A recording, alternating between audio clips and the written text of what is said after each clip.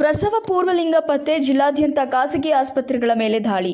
ಕೇಂದ್ರ ಸರ್ಕಾರದ ಆರೋಗ್ಯ ಇಲಾಖೆ ತಂಡದಿಂದ 2 ಆಸ್ಪತ್ರೆಗಳ ಮೇಲೆ ದಾಳಿ.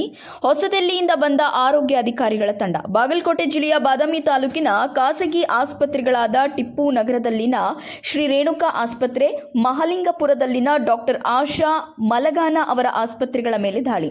ಸ್ಥಳೀಯ ಆರೋಗ್ಯ ಅಧಿಕಾರಿಗಳಿಗೆ ಮಾಹಿತಿ ನೀಡದೆ ಆಸ್ಪತ್ರೆಗಳ ಮೇಲೆ ಏಕಾಏಕಿ ದಾಳಿ ಮಾಡಿ 2 ಆಸ್ಪತ್ರೆಗಳ ಸ್ಕ್ಯಾನಿಂಗ್ ಮಷಿನ್ ವಶಪಡಿಸಿಕೊಂಡರು. ಅವುಗಳ ಕೋಣೆಗಳನ್ನು ಸೀಸ್ ಮಾಡಲಾಗಿದೆ. ಈ ದಾಳಿಗೆ ಸಂಬಂಧಿಸಿದಂತೆ ದೂರು ದಾಖಲಾಗುವ ಸಾಧ್ಯತೆ ಇದೆ ಎನ್ನಲಾಗುತ್ತಿದೆ.